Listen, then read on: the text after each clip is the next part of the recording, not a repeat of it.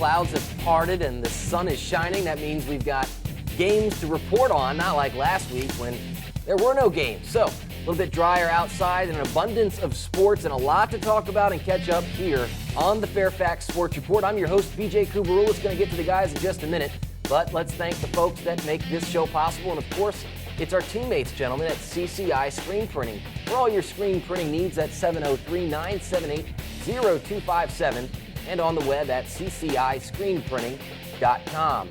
Triple Edge Lacrosse, your source for Northern Region boys and girls lacrosse. You can add the edge to your game this summer at tripleedgelax.com. Hey, we're on the web as well, fairfaxsportsnetwork.com. You can get news, notes, stories, audio, and now video, gentlemen. Oh, yeah. Yours truly, Paul Frummel and Dave Buchenfeld, all on video, and their bylines and more at fairfaxsportsnetwork.com. Welcome to this all-new episode. We got a lot to catch up on. Want to introduce you to the regular cast and crew here. And, of course, it's Paul Frummel of the Connection newspapers to my left here. And on the end, it's Dave Buchenfeld, sports editor of the Fairfax County Times. As always, a pleasure to be docking with us here in studio, gentlemen. A great week of action to catch up on. And, of course, before we get started with the high school stuff, it's important for us to note that some of our athletes from this area have moved on to the professional level. Of course, the NFL draft this past weekend, guys. You've got some news and notes to report from that. Well, two main guys to report on.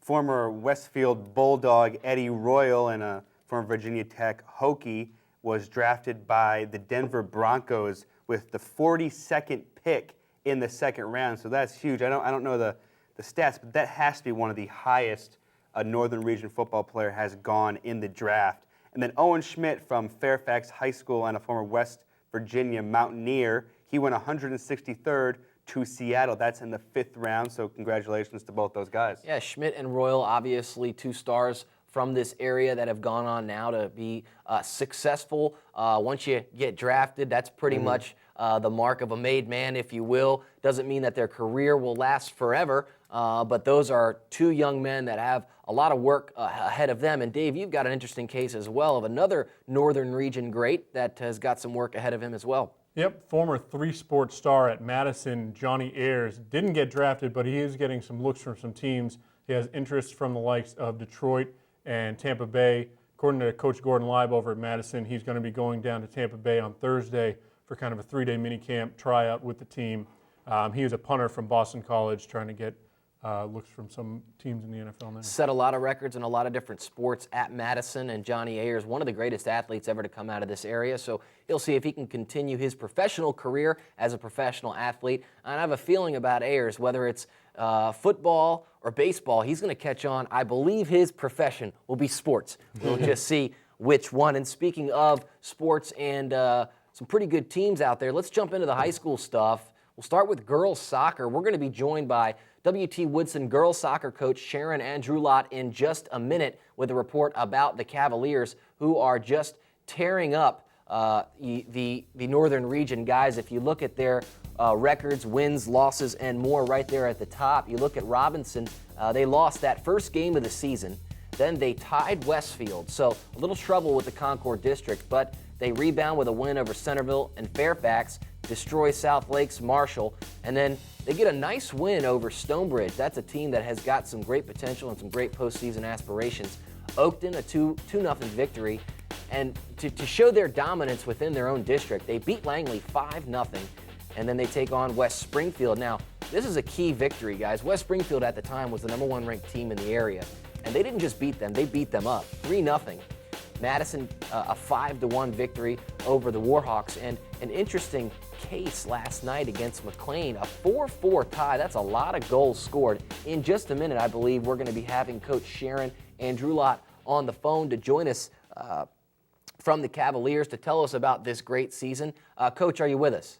I am. Well, Coach, it looks like you guys are off to such a great start. We want to talk about last night, but before we get to that game, let's talk a little bit about the season. It starts off, you've got a great team, a lot of talent, and right at the beginning of the season, Nikki Mercier, one of the best players in the region, goes down with an injury, and you guys rebound really well and continue to win without her. She's now rejoined the team, and it just seems like you guys are a really strong force altogether. It seemed that during that downtime, a lot of kids stepped up in a lot of different roles. Absolutely. It just shows that everybody on the team has equal ability, and not having Nikki on the field, she was a goal-scoring punch for us, but numerous players put goals in for us, so it wasn't as noticeable not having her, but once she came back, obviously, it was a good surprise to have her back, too, with that scoring force. Coach BJ just mentioned your win over West Springfield. Although that's not a district game, how important was a 3-0 win over the Spartans? Oh, it's huge. I mean, you can't help but notice rankings, especially at the high school level. The girls look at that all the time, and going into the game, they were the number 1 seed, so they wanted to knock off that number 1 seed, and that was a challenge for them that night, and they came through with it. So they were, mentally, that was a good win for them. And West Springfield's a solid team, so to come out with a win is huge, and just kept us rolling. Coach, you guys only have 4 seniors on your roster. Start 3 freshmen, including in the goal. Just talk about how all these young players have progressed throughout the season. Yeah, young players are a huge impact. I always believe in picking up some young players, and this year coming in with the 3 of them, Marley, our goalkeeper, is just outstanding. She's come up with every save we needed, and then every save plus some, including a game last night that kept us level with McLean. She's just done an excellent job coming off her line and just solid in the back. And then also in the back, Danielle King, she plays sweeper for us. Not her traditional role with club soccer or any previous team, but smart player, technical player with speed, and she gets the job done back there. So she's been absolutely fantastic. And then Caitlin Brooks gets a lot of play time out for us out wide. Once again, plays great travel soccer, and she's just gotten the job done. Goal scoring, tons of assists. She's just a brilliant player that sees the field much beyond her age. Coach, I want to talk about, you've talked about your youth on the team as well, but you got a player that's been there for quite a while, Diana Weigel. Tell me a little bit about her and what she adds to the squad. Yeah, Diana Weigel, we call her D-Dub, that's her nickname. She's just passionate about the sport. She's that player that just goes home and plays in her backyard and gets more technical every day. When she's on the field, she just has that game sense, that speed, and she can hit balls with amazing pace. And in the girls' game, if you can crack a ball 25, 30 yards out, everybody knows how important that is. And that's why she's a threat on the field, because she can score wherever she is. Coach, I want to take you back to the beginning of the year with playing Robinson and Westfield. You lose to Robinson 2-0, and then you tie Westfield. What did your team learn from those 2 games? Well, it was, early in the season, so it's constantly a learning process, not necessarily just from those games, but just from being early on. And we just learned as a unit that, we have to play with the ball at the ground. We can't be, playing those 50-50 air balls. We're not going to challenge as successfully as we would with the ball on the floor. So it's a team-building experience at the beginning of the year, and I think having 2 tough games right off the start kind of set the tone and let us know where we were at and what we needed to fix. Coach, we've already talked about Nikki and D-Dub. One other player you got up front, Lindsay Ottavio, saw her score 3 goals against Madison the other night. Probably one of the fastest players I've seen in the northern region. Just talk about her skill and what she brings to the team. Right. Ottavio is energetic to watch. I just love seeing her out there on the field, because anytime she's around the ball, something can happen. Like you said, her speed, possibly one of the fastest up top in the region. When she gets going, she just is nonstop. She gets in the action. She's always at the right spot at the right time. And genuine passion for the game, genuine excitement. It's hard to teach that to young players that just absolutely live and breathe the sport. And she's one of those players with that talent and that speed. And I'm just lucky to have her on the team. Coach, walk us through what happened last night. It's a high-scoring game. It was a tie. At what point were you on the sideline thinking, this just can't continue? These goals just can't keep flowing in. It just seemed like the lid came off both teams, and you guys just started putting balls in the back of the net. Yeah, it was a great game. You don't see games like that much anymore. 4-4. We were down 2-0 at halftime, and that's just a testament for our team that they can come back and rally, which they've done at the beginning of the year against Westfield as well. Down 2-0 at halftime. We just talked about it, and then they rallied. They just came at them full force. We came back 2-2. got up a goal 3-2, and McLean, I mean, they've got young talent too, and they just stayed in it. We stayed in it, and it was just head-to-head, and time ran out. Otherwise, who knows what that final score could have been. Coach, last question before we let you go here on the Fairfax Sports Report. What can this team accomplish before it all is said and done? I mean, people are talking about Woodson now, 9 straight victories. I know you come down to earth a little bit, facing some adversity last night and walk away with a tie, but it seems like you and Robinson are kind of the teams to beat right now, and being a target, what can the Cavaliers accomplish before all is said and done? Well, we're just trying to think one step at a time. We're just looking at districts right now. And that's how these girls are, you know, they want to take one step at a time. Let's just think districts. We'd love to look at the big picture, and everybody thinks about that, but right now we're just thinking what's going to happen the next 2 weeks, and we'll go from there. Well, Coach, I want to thank you for joining us here on the Fairfax Sports Report. Good luck to the Cavaliers. I'm sure we'll catch up with you on the field. All right, thanks for having me. All right, great. Thanks, So, guys, you know, a team starts off, they lose to Robinson, they tie Westfield, and maybe people are thinking, wow, we thought Woodson had all this talent. Where is it? And I think they showed that over 9 games, and then they play against what I believe is an underrated McLean team. McLean has given some teams some fits this year, including Westfield. They tied Westfield as well, which is the team that tied Woodson. So kind of that 6 degrees or whatever you want to call it. But yeah, I think you look at Woodson and you think, boy, other than Robinson, there might be the team to beat out there. Well, I think what those first 2 games allowed them to do was fly under the radar.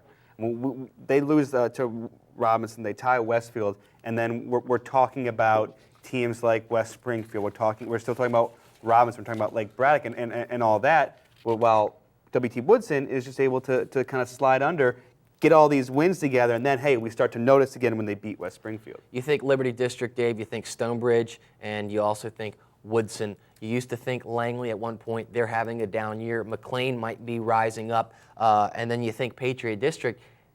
You thought South County and West Springfield at the beginning of the year. Here comes Lake Braddock all of a sudden.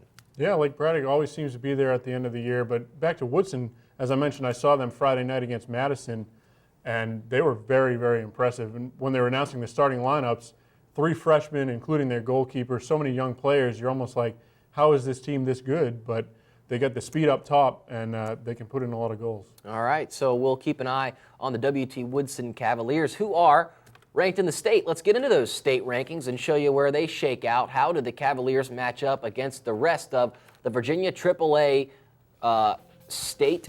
You look at Robinson right there up at the top, previously ranked 2nd. They're back to the top spot. Woodson up from the 4th spot.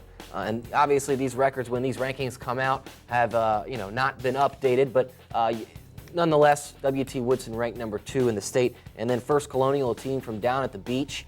Robinson beat that squad earlier this year. So this is a bunch of teams right up there in the top 3 that are possibly state contenders, Paul. And then South County, that right there at number 4, making it 3 of the top 4 teams from the northern region. Again, South County at the time of these rankings had not lost a game. Then you have Cosby over there from Midlothian and Mills Godwin from Henrico. Yeah, you look at number 7, Cox, state runner-up last year to Lake Braddock. Seems like they're always in the state finals. Have that giant goalkeeper that's going to keep them in a lot of games. Then you got 2 teams from Loudoun County at 8 and 10 with Broad Run and Stonebridge, with Atlee High School from Mechanicsville in the middle at number 9. Broad Run is now 10-0. They've got 4 players that are slated to play at the college level, all legit programs. They lost Bree Smith last year to the University of South Florida. 100 goals in her career. They miss her, but they still know how to score without her. So Broad Run. And then Stonebridge, they put the hurt on Chantilly on Friday. A 4-0 victory. When you look at the Bulldogs, Christy Rodriguez is all that she is cracked up to be. 15 goals last year, 7 of them game winners. And when I tell you she put on a display on Friday night against Chantilly, that's a tough team to put on a type of clinic like she did. She's just got a great touch on the ball. She's fast, but the defense really is what the force that starts their offense. Lindsey Henry, a great player. We're going to jump into some lacrosse action right now, and when we come back, we'll get into our Triple Edge lacrosse report. Here's a report from the Chantilly Oakton boys lacrosse game.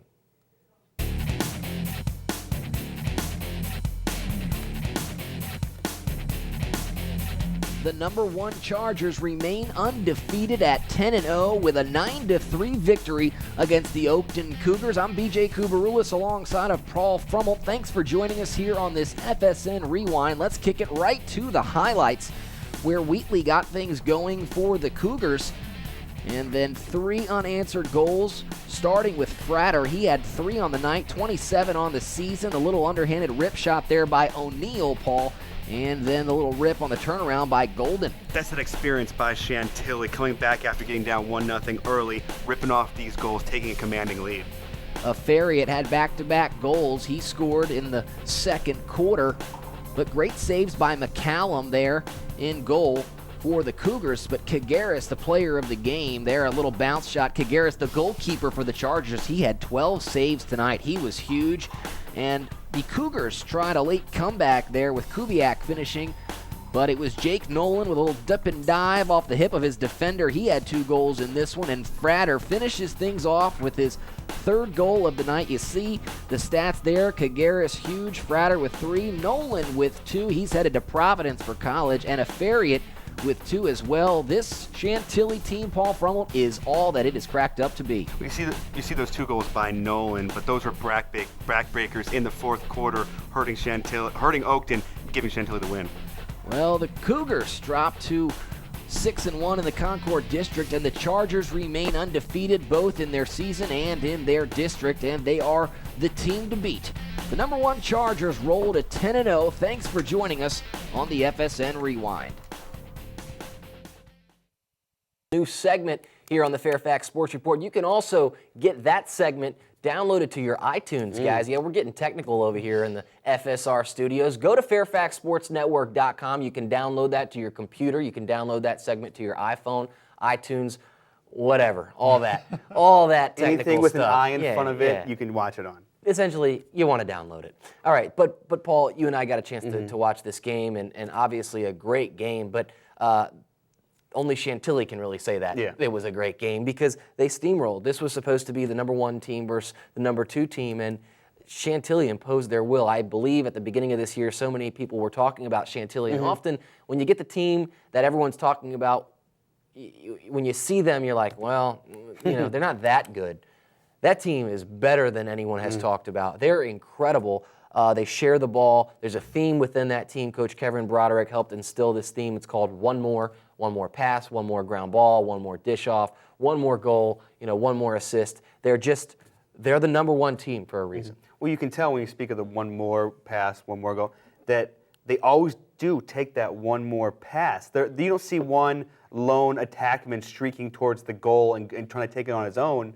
He's passing it off, that they're working on. They're very methodical about what they do. And there's no weakness on this team. We saw on offense that they were incredible. And on defense, they were just as good with their Kagarius in the goal. 12 saves for Kagaris. And Dave, in just a second, let me get to you. But Oakton is a team that won 3 unofficial state titles. Chantilly has really no postseason accolades, experience, district titles to speak of. And Paul and I were talking at halftime of this game. We were thinking, boy, they're really putting it on a storied program in Oakton. But Chantilly, we were wondering, do they have what it takes to win the state championship, to be there at the end? And I think obviously that question is yet to be answered. Well, I think this game made believers out of a lot of people because, they beat Robinson for the first time ever earlier in the season, the 2-time defending state champs, but they were losing in that game, had to come back and win at the end. So I think some people were still kind of doubting if Chantilly was for real. But Oakton is a very good team, and they beat them pretty handily. So I think this was a statement game to the rest of the region and the state. And BJ, the point that I made during the broadcast was, yes, these kids playing lacrosse don't have that championship game experience, but a lot of these kids are 2-3 sport athletes. And Chantilly's program right now is really clicking in all athletics, and some of these kids have seen championship games in other sports. They know the big-time atmosphere. The purple rises again after a few years of being down in several of its sports.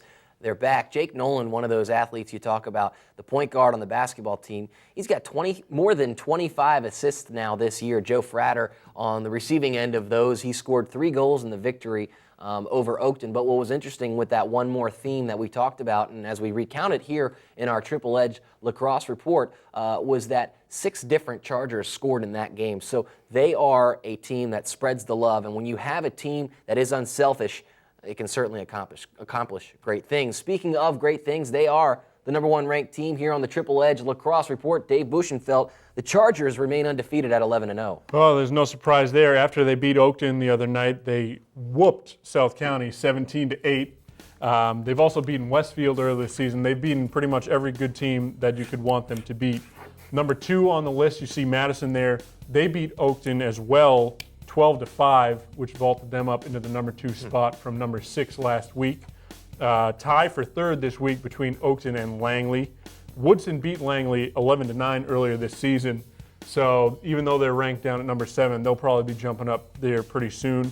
#5, you got 2-time defending state champion Robinson, and then Westfield at #6, Paul. Westfield sitting right there. They're 7-4 in the records right now with 112 points.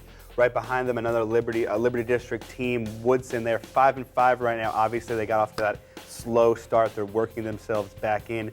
Annandale there at #8, and Lake Braddock also of the Patriot District at #9. Corey McCrae and Stephen Vu keeping West Springfield alive there in the #10 ranking. They're 5-4 on the season, but they're a lot better than that record shows. They play in a tough district. Lost a heartbreaker against #9 ranked Lake Braddock. If you want to check out some of the highlights from that game, which was won by a freshman from his bottom right in front of the goal with 16 seconds left, you can go to fairfaxsportsnetwork.com and download that video onto your iTunes. Again, the FSN Rewind at fairfaxsportsnetwork.com. Maybe you can check that out during the break. Go to fairfaxsportsnetwork.com. We'll be back on the other side of this break. What's up, Knuckleheads? We're here on the Fairfax Sports Report, and of course, it's Monica Moore. If you watch this show every week, like we know all those folks out there do, you know that Monica Moore comes on for this Triple Edge Girls Lacrosse Report. And Monica, a great week in Northern Region Girls Lacrosse. Chantilly continuing to roll. The Chargers are the team to beat. Chargers definitely are the team to beat. They had a huge game Monday night against Oakton, and due to the rain and some cancellations, they played that at Poplar Tree Park. It was a big game, and in the last 2 minutes of the game, Katie Stillwell for the Chargers scored the game winner. They won 9-8. It was her 2nd goal of the night. A couple other Chargers came up huge as well. Brittany Grill, one of their other superstars, had 3 goals. Christina Patton had 2 goals, and I got to talk with Michelle Gates today about that game, and she said that because they played at that venue and the fans can sit so close to the benches, it was really loud, and it was such a fun atmosphere to play in, and certainly getting the win, that was also a fun thing for them. But Oakton, even losing that game, they are still such a good team, certainly a team you're going to want to keep your eyes on for the Concord District Tournament. They're having a rebuilding year, but Ashley Kemner is still coming up huge for them. She had 3 goals against Chantilly on Monday night, and she is just continuing to play like the Northern Region Player of the Year from last year that she is.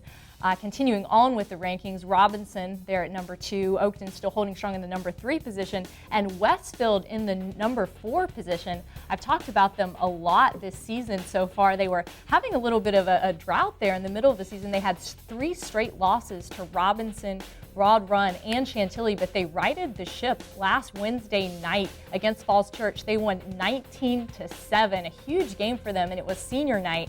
And one senior had a exceptionally good game. Claire Morton, she's a great defender for them. She's known for her defense, but she had her first goal of her career in the Westfield uniform. That was a huge night for her.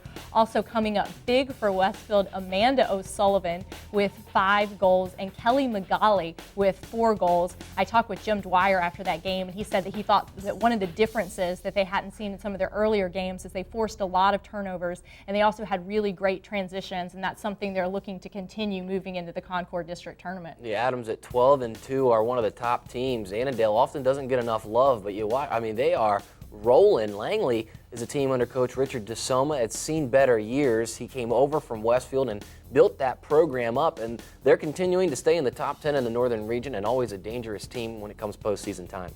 Absolutely. Another team I always love to talk about is Stonebridge. I made the case for why they should be moving up in the rankings. They're the sole possessor of the number 5 position this week. They had a big game last week against McLean, which they won handily 15-2.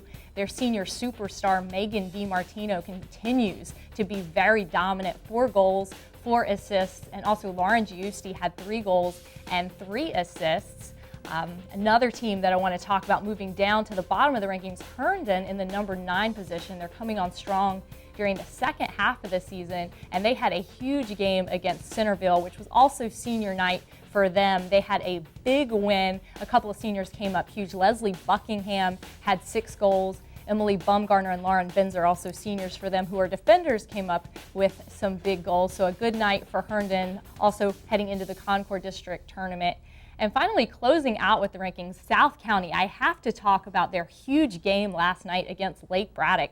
In the first 10 minutes of the game, it looked like it was going to be all South County. In the first 10 minutes, Jenna Brock had 4 goals. However, the Bruins kept coming back during the second half. They tied the game 5 different times. It went into overtime, and with 38 seconds remaining, Megan Wares was fouled and scored on the penalty to give the Stallions the win. I talked with Barbara Mahoney today about the team's win, and she said if she had to pick one player for the team to be the MVP, even though it was hard, it would be Ashlyn Hauser, their goalkeeper, who had 16 saves. Wow. But there's another young lady on that team that I believe deserves a special award. Erica Benzer, who I talked about last week, she was the player that had the 7 goals against Hayfield. She took a check to the head, cut her head open, and she wanted to stay and continue playing, but the coaching staff thought better of it, sent her to the emergency room for some stitches. But she is quite a warrior for the Stallions, only a freshman, so I definitely look forward to continuing to watch her play throughout her next 3 years in the region. Oh, you mentioned a couple of players in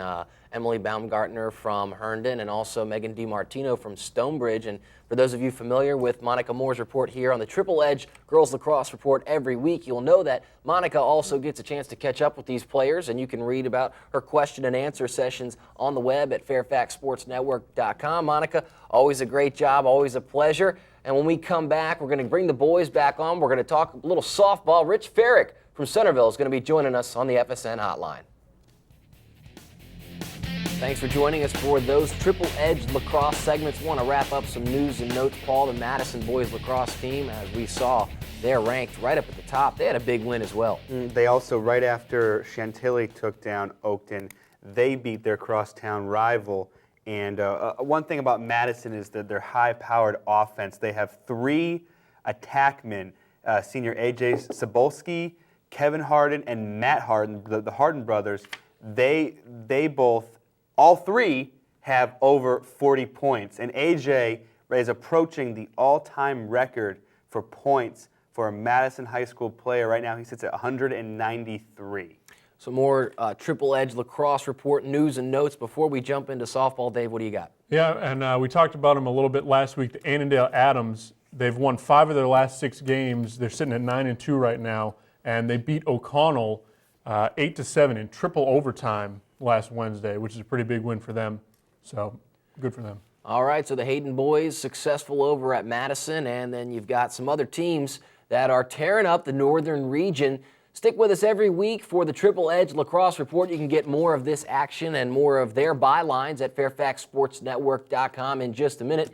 Rich Farrick of Centerville Softball is going to be joining us on the FSR hotline. We're going to talk to him all about Centerville's great season. Paul, you've gotten a chance to track this team just a bit and talk with Coach Farrick about the Wildcats. What's setting them apart this year? They're pitching. They have 2 pitchers that almost any other team would love to have, but they have 2 of them. They have Jessica Farrick, who's doing incredibly well, and Brianne Peast. Both these pitchers, they have kind of different pitching styles, but they both pitch extremely well, and that's what's setting them apart right now. And their offense, which picked up at the end of last year, has continued that momentum, and they're just clicking on all cylinders. Yeah, you mentioned Brianne Pease. She picked up the win through 4 innings of no-hit ball last night against Westfield in a 5-0 victory for Centerville. They've actually already wrapped up the #1 seed in the Concord District. They're 10-0 in district play right now. All right, Centerville coach Rich Farrick going to be joining us on the FSR hotline in just a moment. But guys, when you look around the rest of the northern region, what are some good teams out there? Big game coming up this Friday, Langley against Madison. Madison is 7-2 in the district. Langley is 8-2 in the district, tied with Stonebridge, who is also 8-2. So winner of that game might get the #1 seed in their Liberty district. Yeah, Madison just fell to McLean recently, 8-1. So that was a step back for the Warhawks. And Langley, on the other hand, they've won 4 straight. Well, guys, as we start to wrap up the regular season and into the postseason, Robinson has always been a team that has often made a push in the late goings in the northern region. Is this a team that could maybe make some noise, Dave? Well, you look at the Rams, and they have moments of brilliance. You know, they pushed Centerville. I believe they took them to 9 innings earlier this season. So they've proven that they can hang with the big dogs in some of the games, but also they have some not-so-good games. So you never know which Robinson team is going to show up. Robinson, I just saw them play Fairfax, and then again, they were wonderful against Fairfax, winning easily. But they were coming off of 2 overtime losses, the one Dave mentioned to Centerville, and then they also fell to Herndon. What's kind of going on right now with the Rams is they start out very strong. They get a little complacent, and they end up kind of falling late. You look at the Liberty District, Madison obviously doing some great things, and Liberty. Langley's always a team that's got some talent, but Stonebridge is maybe a team, Paul, that people should keep an eye on. Well, Stonebridge is usually a team that people really always talk about, that team from Ashburn. Obviously, Ashburn also houses a Broad Run, which is one of the best softball teams in the country. But yes, Stonebridge, everybody thought that they graduated a bunch of seniors, they lost their coach, so they thought they were going to kind of fall off a little bit, and they started out slow, but head coach Mike Skinner, everybody from the Northern region knows him. He has this team clicking again, and right now they're competing to be in the top of the Liberty District.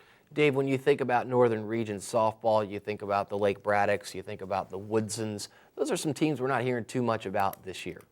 Yeah, you really haven't heard about some of those little teams. It's really been all about Centerville this year. You know, when you're 15-2 overall, 2 losses to non-region teams, and 10-0 in the district, you're going to get up most of the headlines. One team that's really been surprising some people has been McLean. Right now they're on a 3-game winning streak. They're 13-6 overall. They've been doing great things. They just beat Madison 8-1. So they're another team that's trying to make some noise in that Liberty District, which is by far the most competitive district. We'll see if we're able to catch up with Coach Rich Farrick another time. In fact, we'll move on just a moment here and try to track down Dylan Cavallari-Gaeteri, our FSN Loudon reporter. Our Loudon reporter got a chance to catch up with Broad Run's Caitlin Delahaba, who is a pitcher for the Spartans that has just set just about every record over there for that school and for Loudoun County. Dylan Cavallari-Gaeteri, an FSN Loudon reporter, got a chance to catch up with Delahaba, write a story about her. You can get all that information at fairfaxsportsnetwork.com. And as we get Dylan on the FSR hotline, Paul, you've gotten a chance to report on Caitlin Delahaba in your career, and when she was first starting her career, she's certainly come a long way. Well, obviously, about a couple of years back, I covered Broad Run, I covered Loudoun as a whole, and what I've seen from Delahaba is she's just dominant. You would go out expecting her to pitch a perfect game, to pitch a no-hitter. You just know that Broad Run's going to win because Delahaba is in the circle. All right, and Dylan Cavallari-Gaeteri got a chance to catch up with Delahaba. You can see his question and answer session as well as his story on fairfaxsportsnetwork.com. Now joining us by phone is FSN Loudon reporter Dylan Cavallari-Gaeteri. Dylan, are you with us?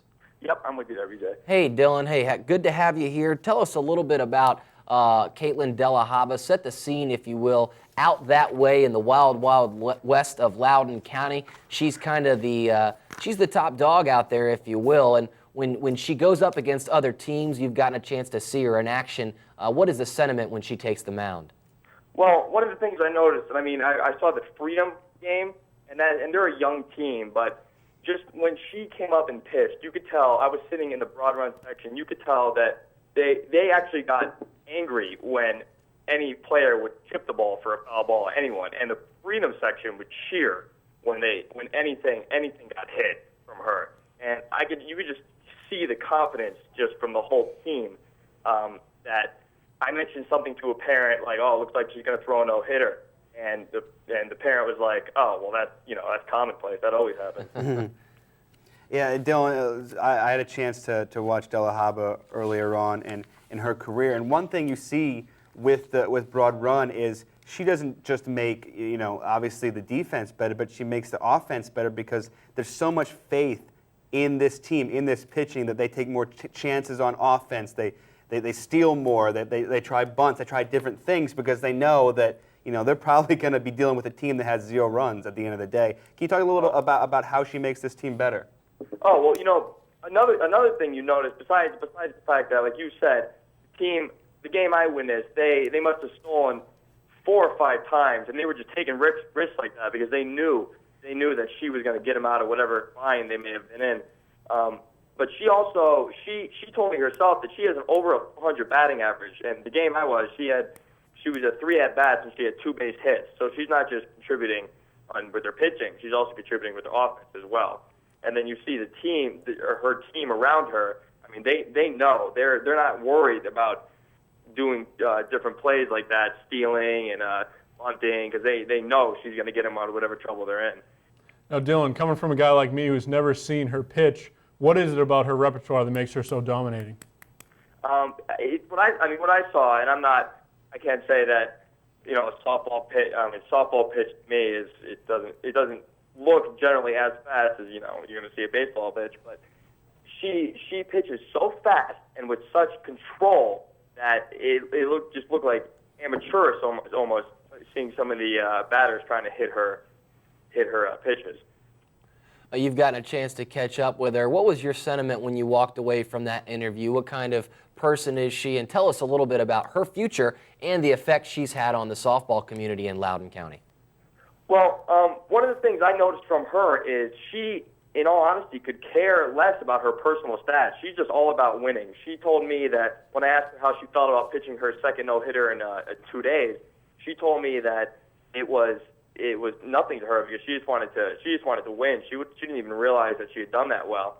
She's just concerned about getting the team to win. And she's going to Villanova next year, actually, and she's going to be pitching there. She said she met the coaches and the players, and she really liked them, and then that sealed the deal for her. So she'll be pitching for them. And her coach told me that Christy Anch, who pitched for Broad Run about 5 years ago, when I asked him how she was an incredible pitcher for Broad Run 5 years ago. When I asked him about the differences between them, he said they were almost the same in their talent level. He said the only difference was Delahab is a better team around there this time. Dylan, before we let you go, one final question. Is there anyone out in the Loudoun County area or in the state, for that matter, that can touch Broad Run? No, not at this level. I mean, they won the state champion last year, and they're definitely the favorites this year. They're undefeated. They haven't lost in quite a few big games. They were undefeated last year, and it just with Delahaba's pitching, I can't see anyone touching them.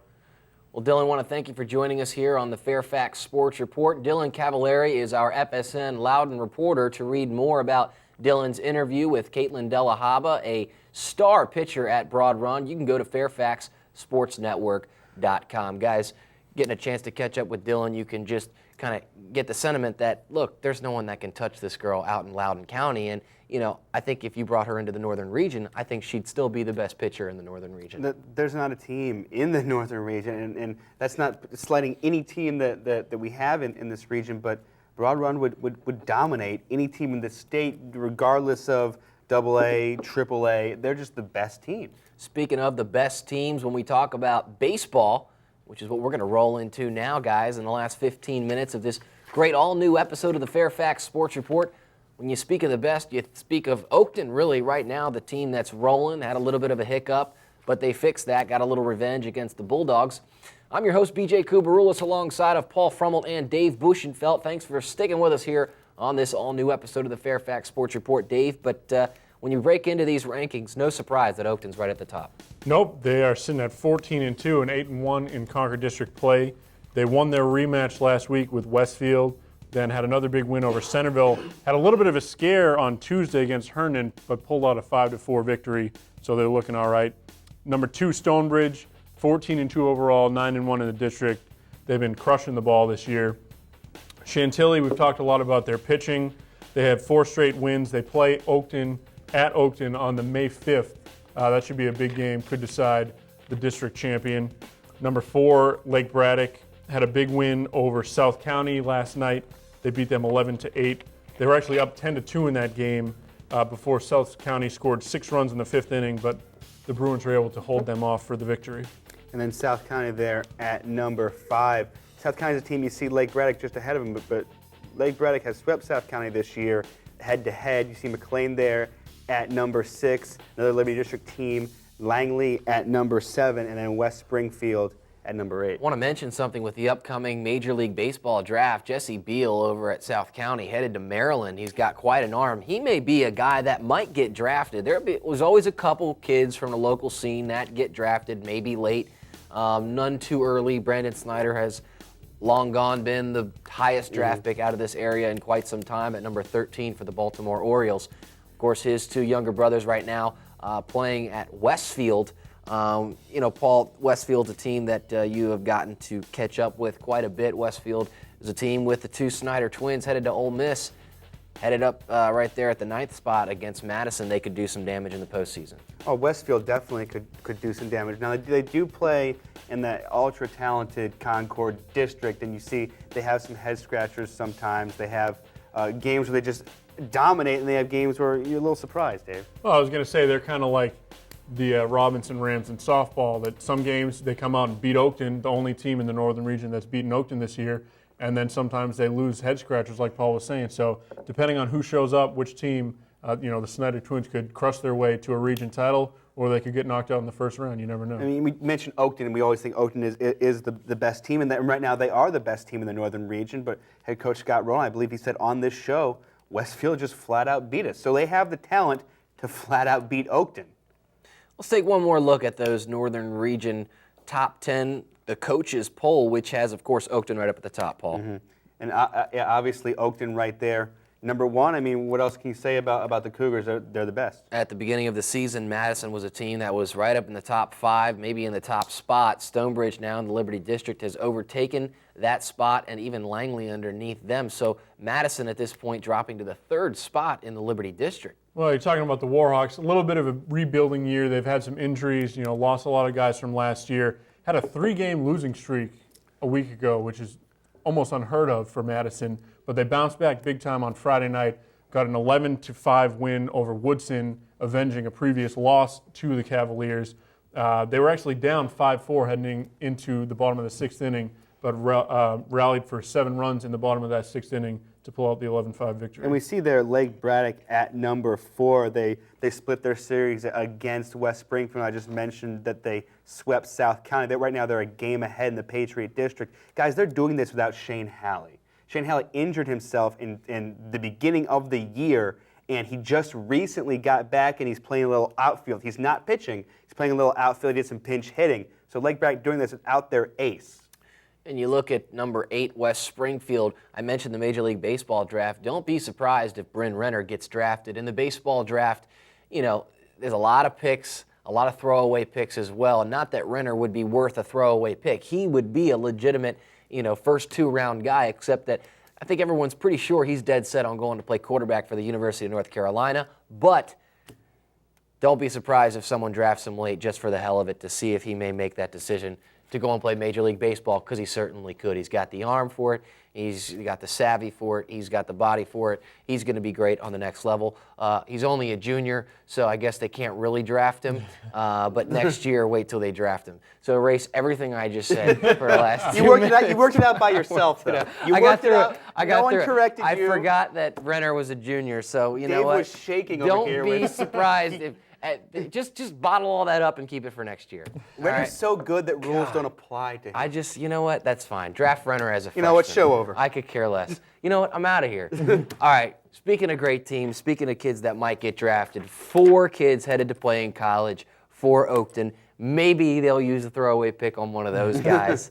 All right, as we rebound here. Now, Oakton, though, Dave Buchenfeld, is a team that's done some damage. Let's walk through their Northern Region opponents. Sure thing. They have been pretty dominant. They actually started out down in Orlando in a spring break tournament, went 4-1 down there. So you can see their overall record is 14-2 on the season, but they've had a lot of success against the Northern Region. See wins over Yorktown, the big win over Madison that we talked about. They had a loss against Westfield in that 3rd game against Northern Region competition. but they bounced back with big wins over Centerville and Herndon. Then Fairfax beat up on Chantilly and their good pitching. And then they beat Robinson 18-5 in the next game. Rematch against Westfield last Wednesday. Came out with an 11-1 victory, as I said before in the show. Then they beat Centerville 11-3 and squeaked out a 5-4 win over Herndon. So you can see they have some of those games where they don't come exactly with their A game, but they were still able to pull out the victory over the Hornets. All right, and you see Oakton baseball off to a 14-2 start. We got a chance to catch up with Oakton coach Scott Rowland earlier in the season, and you see that they have had a string of victories against Northern Region opponents. Herndon is a team that gave them a fit the other night. We were talking about it before the show. Herndon is a team that has often done that to some of the top squads. You wonder if Oakton was getting a little comfortable there, but the Hornets, they give them a little run for their money, a 5-4 victory, and that is the lowest scoring game that Oakton has played against a Northern Region opponent this year, Dave. Maybe a wake-up call for Oakton. I mean, look, it wasn't a loss. It's still a W. You take them the way you get them, but is it some sort of wake-up call for the Cougars?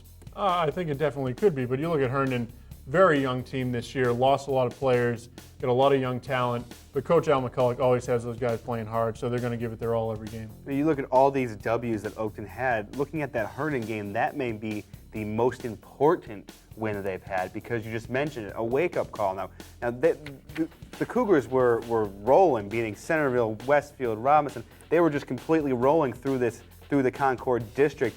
They get a hiccup over Herndon, and then all of a sudden you reevaluate things, and the players, their heads kind of deflate. Not saying they had deflated heads, but they kind of go, okay, we still have a lot to work on. This season isn't over. We still have the district tournament to play. Great aspirations and great expectations for the Oakton Cougars.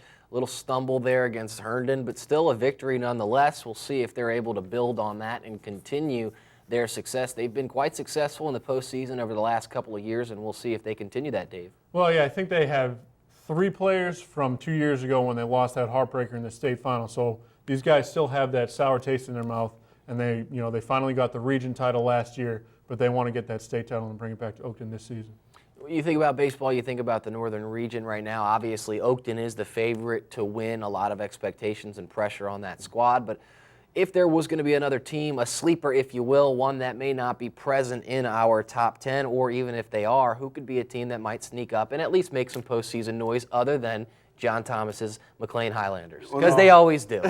This is actually kind of funny, because about a month ago I left them for dead in the Liberty District, and right now they're number 2 in our ranking, Stonebridge. I mean, Sam Plank has this team working, and now they're at the top of the Liberty District. They're feeling good. They're flying high. Who's to say that the top of the Liberty District couldn't beat the top of the Concord District? Well, I can tell you this. You may have had them dead in that district, but I had them picked from the beginning of the season. So I jumped on the bandwagon recently. Well, here's how we work this out. I'm awesome. No, I'm not awesome, because I think Bryn Renner's getting drafted. And to you, Dave. Well, I was going to say McLean before you told me that I couldn't, so I guess I won't go with the Highlanders, although they have won 8 of the last 9 games, which has been pretty impressive. And they're the only team to beat those Stonebridge Bulldogs that Paul was just talking about. But there are so many different teams that could win on any night. You look at the Madisons, even though they've lost a few games, they have enough talent to be there. Stonebridge. You look at Lake Braddock, they get Hallie back. He's finally throwing again.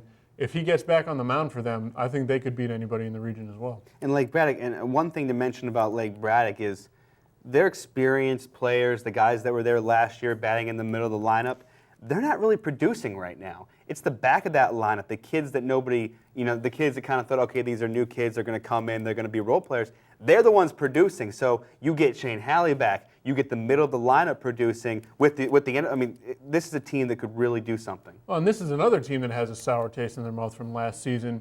They had a lot of high expectations, but they went into the region tournament, got knocked off by Madison early. Didn't even get to the state tournament. So these are some guys that want to prove themselves as well. I called up Jody Rutherford, the coach over at Lake Braddock, and I said, Coach, I'd like to do a profile on one of your players. Which one do you recommend? And he rattled off about 6 players. I mean, right now they're clicking well.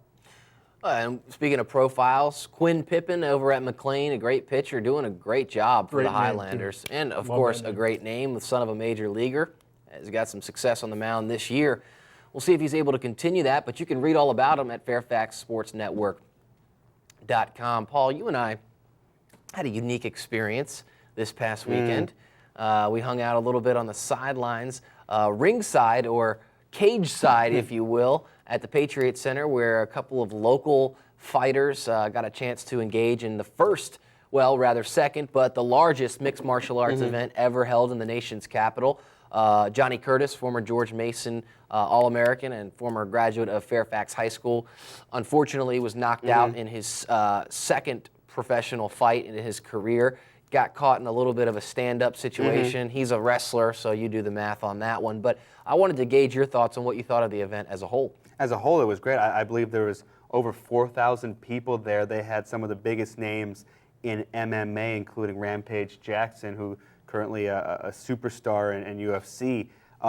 It was done really well, and especially I really liked that they had the fighters from One Spirit Martial Arts and Herndon. They had Rashad Woods and Aaron Riley, and of course Johnny Curtis. They all fought. Woods and Riley did extremely well. Now, Johnny got knocked out, but you got a chance to talk to him after his match. Tell us a little bit about his sentiment after his loss and kind of how he was taking it. See, he seemed pretty jovial when he was watching the replay in the ring, and he was kind of laughing at it. I mean, what was his response though, in more of a secure atmosphere away from the public? How was he handling that? Well, he was handling it fine. When I talked to Johnny before the match, I talked to him about goals. What's realistic, Johnny? You're 37. You're just getting in this. You do have that wrestling background, but when we're talking MMA, you're talking jiu-jitsu, Muay Thai, all that stuff that you need to know to be successful. And he said, I'm just taking a match at a time. He's having fun with it. It's not about the money. He's just enjoying what he's doing. And then I talked to him after the match, after he got knocked out by Josh Feltman, and same thing. He said, I'm just going to take it one match at a time. He's still having fun with it. Obviously, it was unfortunate that he got caught in a stand-up striking match, and he's obviously a wrestler. But he was doing well at first. He was throwing some uppercuts. He was getting his punches in, and I'm thinking, wow, they've really worked with him. I got a chance to catch up with someone who's worked well with Johnny over the last couple of months, and since the fight on Saturday. And this is not the end of Johnny Curtis's MMA career. I think sometimes when you see someone get boxed, a boxer or someone step in the ring and get knocked out, a lot of times they hang it up. He's 37. Everything points to maybe he should, but this is a guy that's always been successful at everything he's ever done, and I think we have yet to hear the last of Johnny Curtis as a mixed martial arts fighter. If I ever get knocked out, then watch a replay and laugh about it, just fit me for a straight jacket. We can do it right now. Walk me away. We can do it right now. These guys you want to do it right nuts. now? Why don't you zoom in? You zoom in. Come on, let's go. That's just the kind of guy Johnny is. He got knocked in the face, and it kind of went all black for Johnny. And the next thing he knows, his ring, people are coming into the ring. He's like, "Why are you guys in here? I'm fighting." He looked at the replay, goes, "Oh, I got knocked out. Okay." And that's just the kind of guy Johnny is. And I would also like you guys to call me Rampage from now on. Rampage Buschenfeld. Dave Rampage Buschenfeld checking in there from the Fairfax County Times. I'm BJ Kubaroulis alongside of Paul the Natural Frummelt. I'm all natural, walking baby. through this mixed martial arts segment. And Paul, this was really the start of something big. 4,828 people at the event. The first time they did this, Johnny Lang's people, a boxer, Jimmy Lang's people, and Ice Promotions did something together at the Patriot Center. Only 2,500. The fights weren't that good. Every fight was good the other night. The main event was good. Pete Spratt beat Jason Von Flue. These are actual legitimate Ultimate Fighter names. These are people that have been on the reality show, The Ultimate Fighter, and these are legitimate names. What do you think as they plan to do another fight in either August and September, and then maybe another in November? I got a chance to catch up with the promoter after the fight. Could this be the start of an untapped market in this area? Well, they were very successful doing boxing with Jimmy, and one thing this speaks to is the fact that MMA has just blown up in this country, and you can tell that the rise of the sport, and they're jumping in on it at the right time. More and more people are going to show up, and they're going to make more and more money because obviously it's a great fight, and they do a great job at it. Well, you can join us next week on the Fairfax Sports Report, where BJ Kubaroulis and Dave Rampage Buschenfeld will be going 3 rounds in the octagon. We want to thank you folks for joining us here on this all-new episode of the Fairfax Sports Report. It was quite a lot of fun catching up with you, and we want to thank our teammates, CCI Screen Printing, for all your screen printing needs at 703-978-0257, cciscreenprinting.com. Triple Edge Lacrosse, yes, you can often catch the Triple Edge Lacrosse Report here on the Fairfax Sports Report every week, or at tripleedgelax.com, and you can get those rankings at fairfaxsportsnetwork.com. We're on the web. Paul Frummel, Dave Buchenfeld, and other writers, including FSN Loudon reporter Dylan Cavallari, who joined us earlier today in this all-new episode of the Fairfax Sports Report. Question and answer sessions, audio, video. Go download us to iTunes. It's just we're blowing up, folks. We're blowing up. You know, Paul's just turning his back on you, but I'll always love you, Fairfax. Thanks for joining us on this all-new episode of the Fairfax Sports Report.